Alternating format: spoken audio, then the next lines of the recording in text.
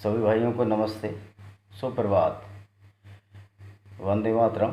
जो आज का वीडियो है हमारा इस बात पर निर्भर करता है कि इस वीडियो को लोग ज़्यादा से ज़्यादा सब्सक्राइब करें, बेल आइकन दबाएं और शेयर भी करें, जिससे कि ये सारा संदेश जो इस्लाम में जो खामियां हैं उनको हमारे काफिर भाई समझें और अपने जीवन का बचाव कर सकें। अभी एक अमातुल्ला खान है, एक यहाँ का एमएलए है कांग्रेस का। उसने आम आदमी आम अमरूद पार्टी का एमएलए है। उसने, मैंने वो वीडियो देखा नहीं है, पर जैसा लोग बता रहे हैं उसने डाला है कि यति नरसानंद सरस्वती जी का सर काट कर जो लाएगा 1 करोड़ देंगे। हम अमातुल्ला खान को ये बताना चाहते हैं, अगर यति नरचंद्र स्वारी का सिर काटने की कोशिश करी तो बचोगे तुम भी नहीं, और तुम्हें वहीं हम घुस के घर में मारेंगे। वैसे तो कानून अपना काम ही कर रहा है। तो नरसिंहन जो बोल रहे हैं वो कुरान में लिखा है वही बोल रहे हैं, वो कोई गलत वाणी नहीं बोल रहे हैं। और ऐसी गीदड़ भभकियों से जो आर्य हिंदू है, न डरता है न कब डरेगा। ये हिंदू ही है जो 14 साल इस्लाम वालों से लड़ता रहा, और अभी भी 120 करोड़ हिंदू दुनिया में हैं। नहीं तो इन्होंने पारसियों को लगभग ख़त्म कर दिया गया था, सीरिया को 35 साल में मुस्लिम बना लिया गया, मिस्र को 50 साल में, ईरान को 250 साल में। इस तरह ये 300-400 साल में सारे लोगों को, अरब को मुस्लिम बना दिया गया। और क्रिश्चियन चूँकि ज़्यादा पावरफुल है, हालांकि बढ़ने की कोशिश की इन्होंने। क्रिश्चियन स्पेन को मुस्लिम लोगों ने कब्जा कर लिया, लेकिन बाद में स्पेन को ईसाइयों ने छीन लिया। अब ये उधर जाने की हिम्मत भी नहीं करते हैं। और यही हाल अब इंडिया में भी है। अब ये लोग भयभीत हैं, चूँकि इस्लाम एक झूठा धर्म है और एक कुरान जो है एक झूठी किताब है। जिस अल्लाह और जिस प्रॉफिट को यही नहीं पता कि बुर्राक नाम का कोई जानवर एवोल्यूशन में नहीं था और ना हुआ है, ये सब एक झूठा कल्पित जानवर है। और किसी जानवर की स्पीड इतनी नहीं है कि रात को वो जाए, कोई आदमी बैठ कर फिर नीचे आ जाए और फिर दूसरे जानवर को और मोहम्मद साहब को, जो कि एक साधारण इंसान थे, उनको ऑक्सीजन की ज़रूरत नहीं थी क्या? जब इतने ऊंचे पे चले गए, चांद से भी ज़्यादा ऊंचा वो बोलते हैं, तो वो बिना ऑक्सीजन उन्होंने सांस कैसे लिया? और उस अल्लाह से, उससे कैसे मिल पाए जो अल्लाह निराकारी है, जिसका शरीर ही नहीं है, उससे ये कैसे मिल पाए? और जहाँ तक वाणी की बात है, ये यहीं से वाणी करते थे, तो अल्लाह उनके देवदूत में इतनी तो पावर थी कि उसको, वाणी को वो वहीं से सुन लेते। लेकिन वाणी को भी वो कैसे सुनते? ध्वनि को चलाने के लिए भी एक माध्यम चाहिए। जैसे हवा है, हवा में ध्वनि ज़्यादा तेज़ी से चलती है, और सारे माध्यम चाहिए। वैक्यूम में ध्वनि, जो ध्वनि है, जो आवाज़ है, वो जा ही नहीं सकती। इसलिए मैं कहता हूँ जो कुरान और अब्दुल्ला और इस्लाम की साइंस है, ये एक बेवकूफ़ों की साइंस है, जिसको जो भी पढ़ेगा वो उसका उल्टा ही साइंस में होता है। और ऐसा ही मुझे बड़े हैरत से होता है कि पढ़े लिखे मुस्लिम भी इसी अब्दुल्ला साइंस को मान रहे हैं, इसी कुरान को मान रहे हैं और इसी इस्लाम पर चल रहे हैं, जो कि एक झूठी किताब है। उसके आधार पर ये धर्म है। ये धर्म नहीं है, बल्कि इम्पीरियलिज्म है। एक ऐसी सेना है जो कि मानवता को काटने के लिए 610 से चली थी, और अभी तक ये मानवता के खून में रंगी हुई है। इसके इस्लाम के फॉलोअर्स के हाथ काफिरों के खून से रंगे हुए हैं। और दूसरी बात यह है कि जो कुरानिक साइंस है, ऐसी ऐसी अब्दुल्ला की साइंस है, आपको भी हंसी आ जाएगी और आपको उस दिन मनोरंजन के लिए अन्य जगह नहीं जाना पड़ेगा। बस उनकी ये कुरान पढ़ लीजिए कि जिसमें लिखा है कि पृथ्वी घूमती नहीं है, सूर्य उसके चारों तरफ घूमता है, और जो सन है, ये सूर्य है, वो कीचड़ में उड़ता है। मतलब ये सारी उल्टी बातें पढ़ पढ़ कर ये जो इसके फॉलोवर हैं, ये भी ऐसी उल्टी बातें ही करने लगे हैं कि किसी की गर्दन काट देंगे, किसी का हाथ काट देंगे, किसी का पैर काट देंगे, जो हमारी कुरान और मोहम्मद की बेअदबी करेगा। कुरान और मोहम्मद की बेअदबी कोई नहीं कर रहा है। जो कुरान में लिखा है वही हम लोग बता रहे हैं, वही लोग आपके मौलाना भी बताते होंगे। तो ये कुरान की बेअदबी नहीं है, बल्कि कुरान एक ऐसी किताब है जिसने इंसानियत और मानवता की बेअदबी की है, और पूरे संसार को एक ऐसे मकड़ जाल में फंसा दिया है जिससे कि तरक्की रुकती जा रही है लोगों की। लेकिन एक हर्ष का विषय है कि अब इस्लामिक कंट्रियों में भी मेरे जो मुस्लिम ब्रदरन हैं वो इस चीज़ को समझ रहे हैं, और कुरान की ऐसी आयतों को जो कि गलत हैं उनको झुठला रहे हैं, और खुलेआम एक्स मुस्लिम हो रहे हैं। और उनके वीडियोज़ भी आ रहे हैं जिसमें स्पार्टिकस है, हारिस सुल्तान है और गालिब कमाल, वो क्रिश्चियनिटी से बने हैं, लेकिन उनका जो भी है, तो ये सब लोग बहुत ही अच्छा कार्य कर रहे हैं। और मैं तो कहता हूँ जो वैदिक धर्म में भी जो पाखंड हैं, वैसे वेदों में कोई पाखंड नहीं है, बाकी अन्य जो पुराण उराण लिखे हैं उसमें पाखंड है। मैं इन सभी से अनुरोध करूँगा कि इन चीज़ों की भी मजम्मत करें। हम हिंदू लोग, वैदिक लोग ऐसा धर्म चाहते हैं जो कि प्योर साइंटिफिक पे हो और जिसमें तर्क पर कसौटी पर उतरता हो और जो धारण करने योग्य हो। जैसे कि कुरान की बहुत सी बातें धारण करने योग्य नहीं हैं, तो ये धर्म नहीं, एक अधर्म है, क्योंकि इसमें ईद के दिन हजारों जानवरों की या लाखों जानवरों की बलि सिर्फ इसलिए हो जाती है कि अल्लाह उनसे सेक्रीफाइस मांग रहा है। अगर अल्लाह ने उनको बनाया है, ऊँट गाय भैंस बैल सबको बनाया है, तो वो उनकी ही सेक्रीफाइस क्यों मांग रहा है, जबकि मनुष्य की सेक्रीफाइस वो क्यों नहीं मांग रहा। इसका सीधा साधा मतलब है कि जो किताब है और इस्लाम है, ये अल्लाह और किसी देवदूत द्वारा नहीं चलाया गया, बल्कि ये खुद इंसानों द्वारा चलाया गया है, जिसमें अपनी मन मर्जी के हिसाब से ये तय कर लिया है। चूँकि मनुष्य ज़्यादा बुद्धिमान होता है अन्य जानवरों के मुकाबले, उसके पास हथियार है कि ये जो हमारे सेक्रीफाइस के लायक हैं, और इस तरह उसने अपना भोजन भी प्राप्त कर लिया है। जो कि इंसान जन्म से ही शाकाहारी होता है, पर इनकी अल्लाह और कुरान को ये नहीं पता कि इंसान शाकाहारी है बाई बर्थ। उसके एलिमेंट्री कैनाल मनुष्य की लंबी होती है, वो शाकाहार के ही लिए बना है। उसके कैनाइंस बहुत छोटे हैं, इंसाइजर भी ज़्यादा बड़े नहीं हैं, तो वो प्री मोलर मोलर जो है चारों तरह के दांत हैं, वो प्योर शाकाहारी के लिए है। और उसकी जो एलिमेंट्री कैनाल इतनी लंबी है कि जो शाकाहार के ही लिए है। तो इनका अल्लाह और इनका प्रॉफिट मोहम्मद इतनी सी भी बात नहीं जानता था, और उसी पे ये बोलते हैं कि हम कुरान का एक बिंदु भी नहीं बदला जा सकता। मत बदलो बिंदु, कहो कि पृथ्वी नहीं घूम रही है, सूर्य उसके चारों तरफ घूम रहा है, तो मूर्ख तो मुस्लिम साबित होंगे या हम वही साबित होंगे ना जो गलत बातों को मान रहे हैं। और इनके कुरान में साफ साफ लिखा हुआ है कि जो काफिर हैं वो नर्क जाएंगे, हेवन नहीं जाएंगे, और उनको काटना और मारना आपका एक जिहादी फ़र्ज है। जैसे कि अल तौबा चैप्टर 9 अध्याय 9 की आयत नंबर 5 में लिखा है, जबकि रमज़ान के पवित्र महीने बीत जाएं तो इन काफिरों को जो कि इस्लाम में और कुरान में विश्वास नहीं रखते और प्रॉफिट में विश्वास नहीं कर रखते, जहाँ चाहो उनको घात लगाकर हमला करो, उनको कत्ल करो, और जब तक कि वे नमाज ना पढ़ लें या ज़कात न दें। यानी अगर वो मुसलमान बन जाएं तो वो उनको छोड़ दो। यानी कि 5 मिनट के अंदर कोई हिंदू से मुसलमान बन गया तो उसका ट्रांसफिग्रेशन हो गया, वो देवता हो गया, जबकि ऐसी बात नहीं है। वो देवता पहले था, काफिर देवता था, फिर वो दानव के रूप में परिवर्तित हो गया, क्योंकि ये दानवों के ही कार्य हैं कि दूसरे मनुष्यों को काफिर बताकर उनका कत्ल किया जाए। और ये होते कौन है दूसरों को काफिर करने वाले, पहले ये अपना खुद तो देख लें। इस्लाम में स्त्रियों को, औरतों को खेती कहा गया है, और ये कहा गया है ये आपकी खेती हैं, इन्हें जैसा चाहो उनको जोत सकते हो। तो ये रेस्पेक्ट इस्लाम देता है महिलाओं को। एक्चुअल में महिलाओं की कोई भी इज्जत इस्लाम में नहीं है, और जब किसी का मन होता है उसको 3 बार तलाक तलाक कहकर उसको तलाक दे देते हैं, फिर उसको हलाला के लिए दूसरे व्यक्ति के पास भेजते हैं, जो कि एक तरह की वेश्यावृत्ति है। इससे नीचतापूर्ण बात क्या होगी, अपने घर की स्त्री को वो सड़क पर या दूसरे व्यक्ति के पास भेज देते हैं फिर पुनः निकाह करने के लिए। तो ये एक बेकार सा कदम था। उसमें सीधी भावना ये प्रॉफिट साहब की छिपी हुई थी, क्योंकि प्रॉफिट साहब खुद एक धर्मगुरु थे कि जो और भी धर्मगुरु होंगे वो इसी तरह सेक्स प्लेजर करेंगे। यानी कि वो इंतजाम कर गया हजारों बरसों साल का, जब तक कि इस्लाम रहेगा, कि औरतों को ऐसे ही बेइज्जत करते रहो। तो इस्लाम की साइंस और इस्लाम का औरतों के प्रति जो ये पक्षपातपूर्ण रवैया है, ये नहीं लगता किसी ऑलमाइटी गॉड या अल्लाह ने दिया है।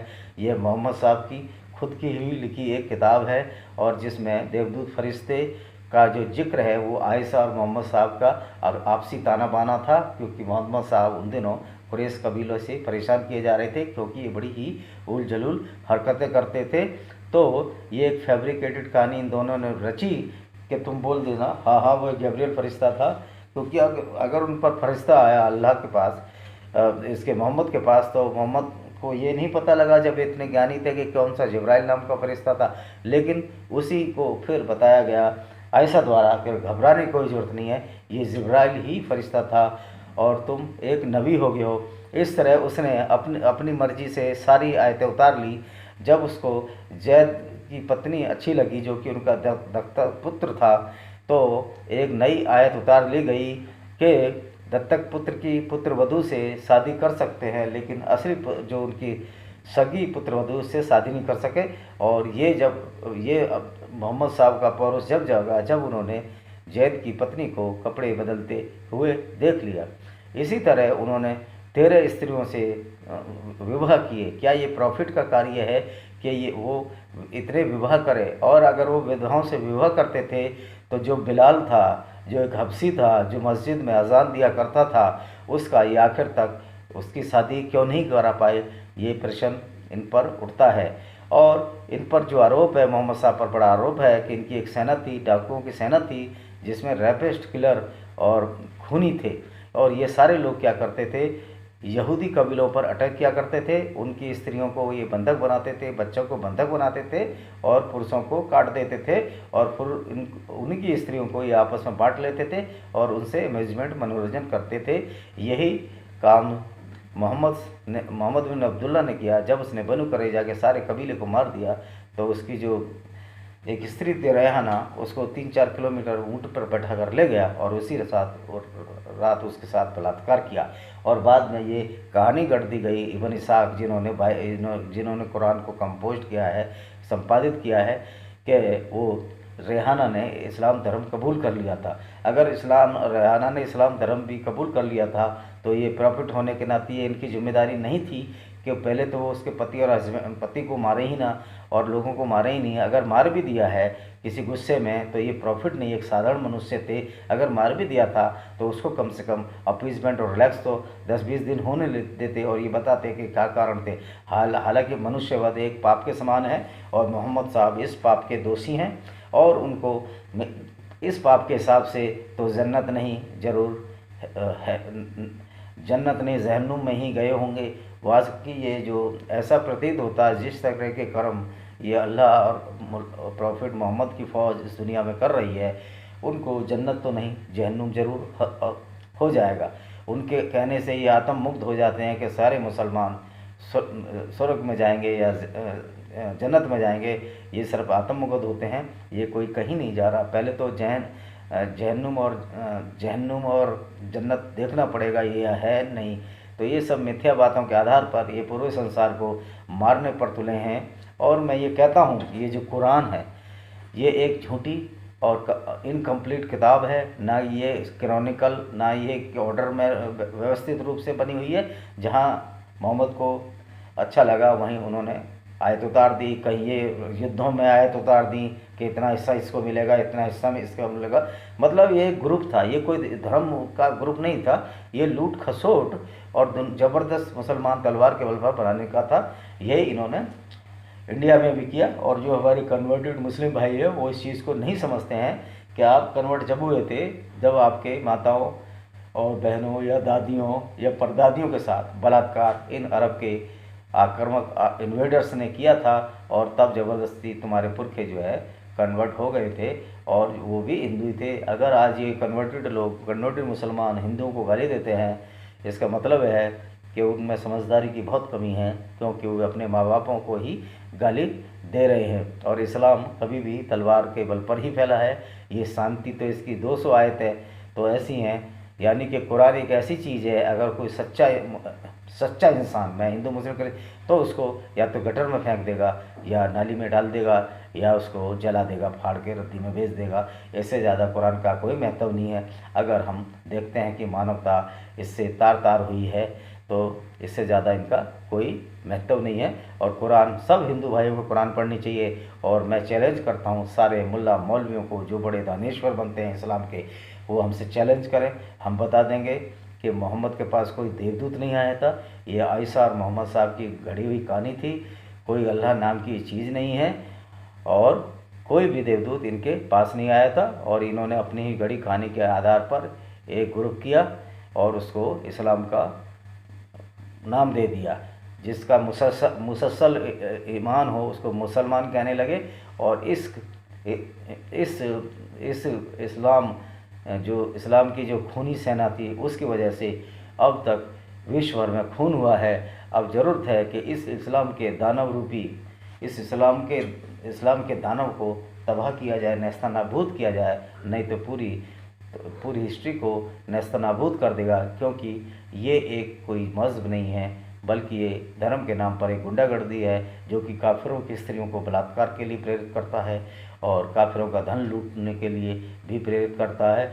और इसको माल ए गनीमत कहा गया है इस्लाम में, यानी कि लूट के माल को, लूटी स्त्रियों को, रैप बलात्कार को इस कुरान ने सर्टिफाइड कर दिया है, प्रतिपादित कर दिया है कि हम सब अच्छा कर रहे हैं। आज के हिसाब से कोई भी कंट्री, इस्लामी कंट्रियों को भी छोड़ दें तो ये सारे जो मोहम्मद और उसकी सेना थी पूरी आजीवन कारावास काट रही होती या फांसी पर लटक गई होती। इससे ज़्यादा मुझे कुछ नहीं कहना है। आप थोड़े को बहुत समझो और कुरान सब पढ़ो। कुरान एक कोई धार्मिक पुस्तक नहीं है, बल्कि एक काफिरों के लिए एक विनाशक हथियार है और इसका उपयोग मुस्लिम समय समय पर करते रहे हैं। लेकिन अब इनसे लड़ने का वक्त आ गया है, क्योंकि कब तक आदमी मार खाता रहेगा। और ये जो सैमुअल पेटी का जो सर काटा गया उसके खिलाफ जो मार्कोस जो वहाँ के राष्ट्रपति हैं फ्रांस के, उन्होंने बहुत ही अच्छी कार्रवाई की और बहुत ही यंग एज के हैं।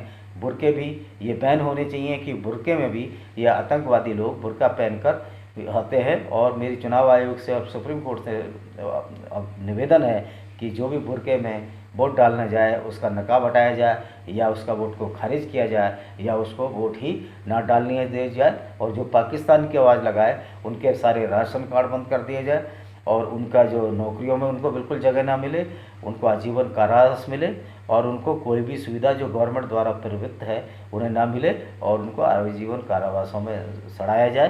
तब जैसा कि चीन कर रहा है, चीन का जो व्यवहार है मुस्लिमों के प्रति बहुत ही ठीक है, क्योंकि ये हर जगह आग ही मूतते हैं और इस आग मूतने के लिए अब सबको सामने आना पड़ेगा।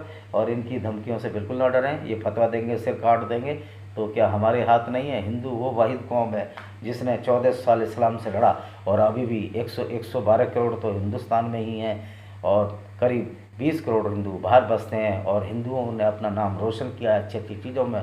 जैसे सारे के सारे CEO अमेरिका में मैक्सिमम हिंदू ही हैं। सारे जो टॉप लेवल लोग हैं वो हिंदू हैं। हिंदू इसलिए है कि हिंदू सहनशील होता है, क्षमाशील होता है। और धर्म का मतलब ये है धारण करने योग्य। जो धारण करने योग्य चीज़ नहीं है वो धर्म नहीं है। क्या कोई इस चीज़ को धारण कर लेगा कि वो काफिरों को काटे, या हम ये धारण कर लेंगे वो हमें मारे? तो ये जो कुरान है एक अधर्म की पुस्तक है और इस्लाम एक धर्म नहीं, एक अधर्म है।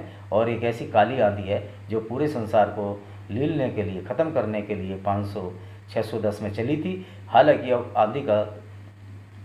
आंधी का रुख अब उल्टा हो गया है और अब ये जो है इस्लाम एक बैलून है, इसमें एक पिन चुभाने की ज़रूरत है। ये अपने आप स्वस्ति ख़त्म हो जाएगा। और यही वजह है कि आज 20% से ज़्यादा जो मुस्लिम हैं वो एक्स मुस्लिम हो चुके हैं। इनकी ऐसी झूठी और गप सप का की वजह से कुरान में गप सप लिखी हुई है, झूठी बातें लिखी हुई हैं जिनका कोई सरोकार न साइंस से न इंसानियत से। तो ये कुरान जो इंसानियत को खिलाफ एक झूठी किताब है जिसमें कि अपने फ़ायदे के लिए नई नई आयतें मोहम्मद ने अपनी मर्ज़ी से समय समय पर डाली। इस बात को अरब के शेख भी समझते हैं, लेकिन चूँकि मक्का से उनकी आमदनी हो रही है इसलिए उस बात को मानते नहीं हैं और वो अब बहुत खुलापन भी कर रहे हैं। महिलाएं गाड़ी चला रही हैं, ये बहुत ही अच्छा संकेत है। हो सकता है अरब में एक दिन ऐसा है कि इस्लाम के खिलाफ ही लोग खड़े हो जाएं और इस्लाम का एक भी फॉलोवर वहाँ ना बचे। और ये स्थिति फिर धीरे धीरे पूरे विश्व में होने वाली है, क्योंकि जो समझदार मुस्लिम बरदरान हैं वो इस्लाम को धीरे धीरे छोड़ते जा रहे हैं। और पिछले साल जो जनगणना हुई उसके हिसाब से करीब 25 करोड़ जो है एक्स मुस्लिम थे जिनको मुस्लिम नहीं माना गया। मतलब ये है कि वो ब्लेसफेमी की वजह से कॉलम में मुस्लिम बताते हैं। अगर खुली रेफरेंडम कराया जाए तो करीब 20 से 25% मुसलमानों ने, यानी 30 करोड़ मुसलमानों ने ये धर्म छोड़ दिया है। 160 की आबादी में ये 130 करोड़ ही मुस्लिम है। ये सिर्फ आंकड़ा, ये टेक्निकल तथ्य है कि 160 है, ऐसा कुछ नहीं, 130 है। और करीब करीब हिंदू भी 125 या 122 करोड़ हैं। तो अब ये इस्लाम धीरे धीरे घटता जा रहा है और अपने निचले स्तर पर जा रहा है। इसकी उल जलूल बातों से, मानवता के खिलाफ भरी हुई कुरान की आयतों से अब तो वसीम रिजवी ने भी एक लगाई है। मैं तो कहता हूँ अगर हेट स्पीच में एक भी हिंदू पकड़ा जाए तो ये सुप्रीम कोर्ट को, सरकार को चाहिए कि पहले सारी कुरानें जब्त करे और सारे मुस्लिमों को अरेस्ट करे जो कि इस्लाम को पक्के से मानते हैं, क्योंकि ये नाइंसाफ़ी एक काफिर के साथ होगी कि जिस बात को नमाज में 5 बार बोल रहे हैं कि इनको काफिरों पर हमारी विजय प्राप्त हो, और जो कुरान काफिरों के खिलाफ है उस पर बैन न लगाकर आप हिंदू को हेट स्पीच मानते हैं, जबकि नमाज और कुरान दोनों ही हेट स्पीच है। और इसके लिए हम बहुत जल्दी एक रिट सुप्रीम कोर्ट में डालेंगे और उसके हिसाब से फिर गिरफ्तारियां तय करेगी पुलिस, और पुलिस का कानून और संसद से भी हम आग्रह करते हैं कि इस तरह का कानून लाया जाए जिसमें सबसे पहले जो हेट स्पीच है, अगर कुरान के बारे में कोई सही बोल रहा है उसको हेट स्पीच ना माना जाए, और कोई मुसलमानों के बारे में सही बोल रहा है उसको भी हेट स्पीच नहीं माना जाए। इन्हीं शब्दों के साथ मैं अपना ये वीडियो यहाँ ख़त्म करता हूँ। आशा है कि आप अच्छे होंगे और आप कुरान पढ़िए, कुरान की बातों को पढ़िए। कुरान कोई एक ऐसी मदाहन किताब है जिसमें काफिरों को मारने की बात कही है। इस्लाम कोई एक मज़हब या धर्म नहीं है, ये एक ऐसी खूनी सेना है जो कि पूरे संसार को लेने के लिए तैयार खड़ी है, और इस सब को हमको अब मुकाबला करना है। मेरी 3 किताबें हैं इस पर, इन्वेडर्स एंड हिडन फैक्ट्स है, डिस्क्रिमिनेटेड हिंदू है, और ब्लैक डॉट ऑफ टेररिज्म है। इन सब किताबों को आप किसी भी चैनल, किसी गूगल में, किंडल में, अमेजन में कहीं भी करते हैं, यह आपको ऑनलाइन भी मिल जाएगी, PDF में मिल जाएगी जैसा, लेकिन पढ़ें। इसमें सारी उन वास्तविकताओं का विवरण है, कैसे मुसलमानों ने हिंदुओं को यहाँ कत्लेआम किया इंडिया में, और कैसे हमारी औरतों को सड़क पर लिटाकर उनके साथ बलात्कार किया गया है मस्सा अब्दाली द्वारा। तो ये सारी तीनों किताबें आप पढ़ें, बहुत सस्ती है, 400 450 PDF में 200 रुपये की आपको मिल जाएगी। विदेश में अगर आप रह रहे हैं तो वहाँ भी $3 या $4 में PDF पे है, वैसे $10-12 में हार्ड कॉपी है। इन्हीं शब्दों के साथ मैं ये अपना, और कुछ दिनों बाद हम इन किताबों को करीब 1.5 या 2 साल के बाद जब हमारा ये खर्चा भी हुआ है, ये निकल जाएगा, तो हम कम से कम PDF को तो फ्री कर ही देंगे। जय हिंद, वंदे मातरम, नमस्कार।